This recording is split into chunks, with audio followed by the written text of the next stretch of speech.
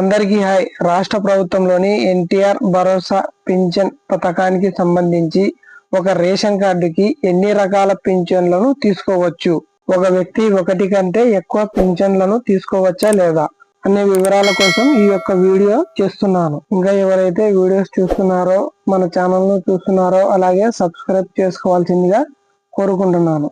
రాష్ట్ర ప్రభుత్వంలో పలు రకాల పింఛన్లు ఉన్నాయి.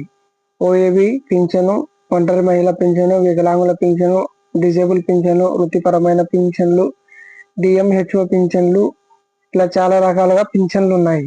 ఒక రేషన్ కార్డుకి ఎన్ని పింఛన్లు వస్తాయి? ఒక రేషన్ కార్డుకి ఒక రకమైన పింఛనే ఒకటే వస్తుంది. ఒక్క డిజేబిలిటీ అంటే వికలాంగుల పింఛన్లు మాత్రం 2 వస్తాయి.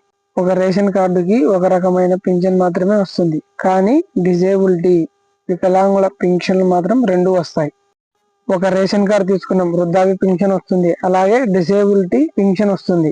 ఒక రేషన్ కార్డు తీసుకున్నాం, ఒంటరి మహిళ పింఛన్ వస్తుంది, అలాగే డిసేబిలిటీ పింఛన్ కూడా వస్తుంది.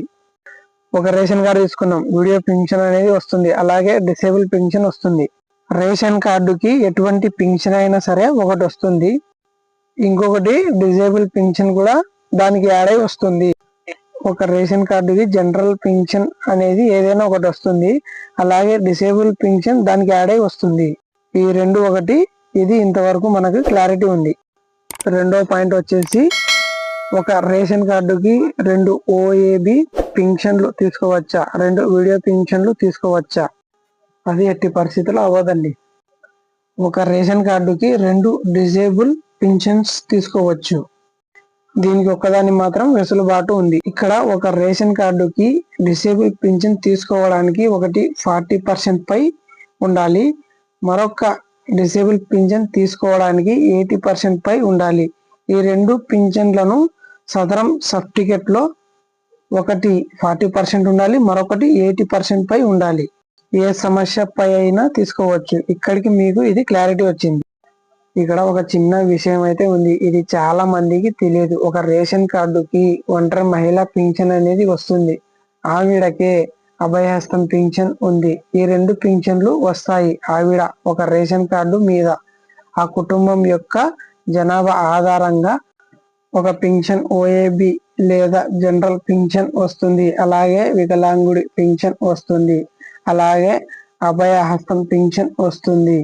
ఒక రేషన్ కార్డుకి మాక్సిమం 3 పింఛన్లు అనేది తీసుకోవచ్చు. మొదటిది వచ్చేసి జనరల్ పింఛన్ అనేది వస్తుంది, రెండవది వచ్చేసి డిజేబుల్ పింఛన్ తీసుకోవచ్చు ఆ ఫ్యామిలీ జనాభా ఆధారం బట్టి, అలాగే అభయహస్తం పింఛన్ కూడా తీసుకోవచ్చు. ఈ 3 పింఛన్లు ఒక రేషన్ కార్డు మీద తీసుకోవచ్చు.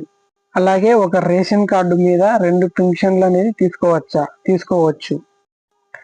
మీకు జనరల్ పింఛన్ అనేది వస్తుంది, ఒక రేషన్ కార్డు మీద ఏదో ఒక పింఛన్ వస్తుంది, అలాగే ఈ అభయహస్తం పింఛన్ యాడ్ అయి వస్తుంది. ఈ 2 పింఛన్లు తీసుకోవచ్చు. ఒక రేషన్ కార్డు మీద 2 పింఛన్లు అనేది తీసుకోవచ్చు. వికలాంగుల పింఛను, ఈ అభయహస్తం పింఛను ఒక రేషన్ కార్డు మీద ఈ 2 పింఛన్లు అనేది తీసుకోవచ్చు. ఒక రేషన్ కార్డులో 2 డిజేబుల్ పింఛన్ అనేది తీసుకోవచ్చు.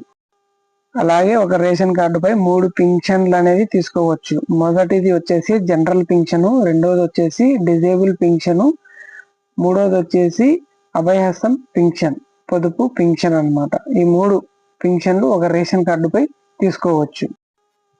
ఈ యొక్క పింఛన్లకు స్త్రీలు మాత్రం ఎక్కువగా అర్హులు అవుతారు. ఈ యొక్క వీడియోలో ఒక రేషన్ కార్డుపై ఎన్ని రకాల పింఛన్లను తీసుకోవచ్చు, ఒక రేషన్ కార్డుపై ఎన్ని పింఛన్లు తీసుకోవచ్చు అనేది క్లారిటీగా తెలియపరిచాను. ఈ వీడియో మీకు నచ్చినట్లయితే లైక్ చేయండి, షేర్ చేయండి, అలాగే మన ఛానల్ను ఫస్ట్ టైం చూస్తున్న వాళ్ళైతే సబ్స్క్రైబ్ చేసుకోండి. ఇలాంటి మోర్ అప్డేట్ కోసం మన ఛానల్ను సబ్స్క్రైబ్ చేసుకోండి. Thanks for watching.